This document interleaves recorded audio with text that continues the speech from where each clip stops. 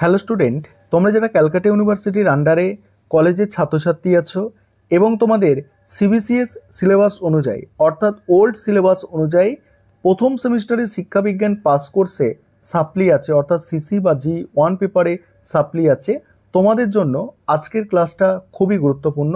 আজকের ক্লাসে তোমাদের 100% কমনযোগ্য সাজেশন নিয়ে আলোচনা করব এবং তোমরা এই প্রথম সেমিস্টারের সিবিসিএস সিলেবাস অনুযায়ী কিভাবে সাপ্লিমেন্টারি ক্লিয়ার করবে সে বিষয়টা নিয়েও আজকে আলোচনা করব।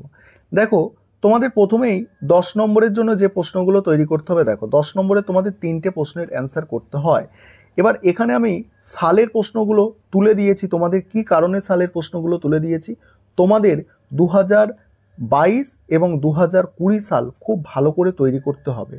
2022-এ দেখো 2022-এ কটা প্রশ্ন ছিল, 2022-এ 4টে এবং 2020-তেও 4টে প্রশ্ন ছিল।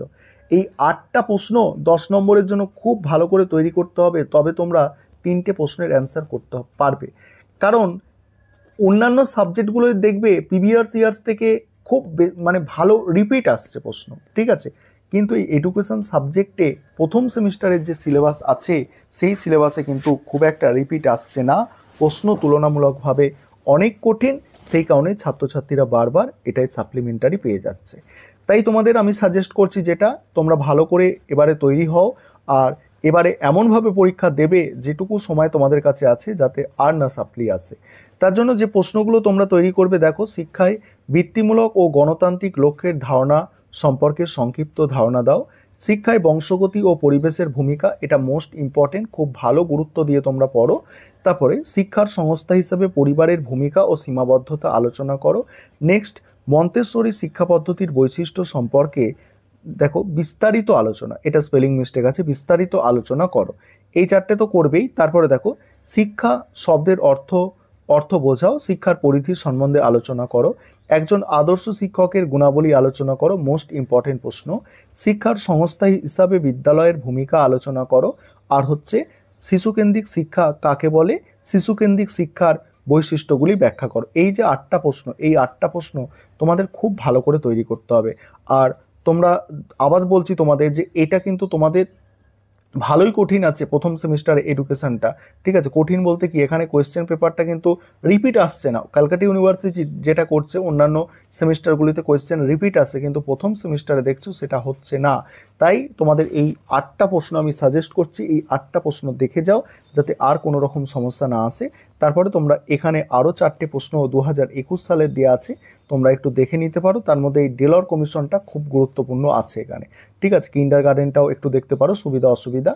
এবারে 5 নম্বরের প্রশ্ন তোমাদের অনেকটাই গুরুত্বপূর্ণ তোমাদের জন্য, কারণ এটাই তোমাদের 25 নম্বর থাকে, 5টা প্রশ্ন লিখতে হয় 5 নম্বরে। 5 নম্বরের প্রশ্ন রিপিট আসে। 5 নম্বরের যদি তুমি 2022 সালের প্রশ্নটা শুধু করে যাও, তাহলে 5 নম্বরের প্রশ্ন তুমি এখান থেকে 3টে মিনিমাম তোমরা কমন পেয়ে যাবে। কি বললাম, 2022 সালের প্রশ্ন যদি করে যাও 3টে মিনিমাম কমন পেয়ে যাবে।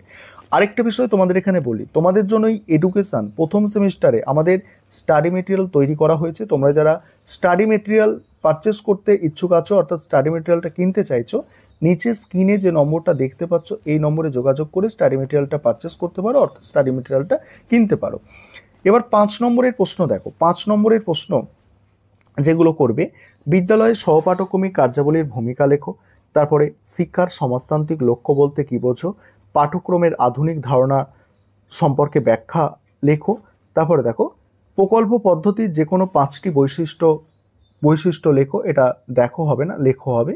শিশুর শিক্ষায় দূরদর্শনের ভূমিকা কি, তারপরে হচ্ছে শিশুকেন্দ্রিক শিক্ষার যে কোনো 5টি বৈশিষ্ট্য উল্লেখ করো। এখানে এই অবধি হচ্ছে তোমাদের 2022 সালের প্রশ্ন।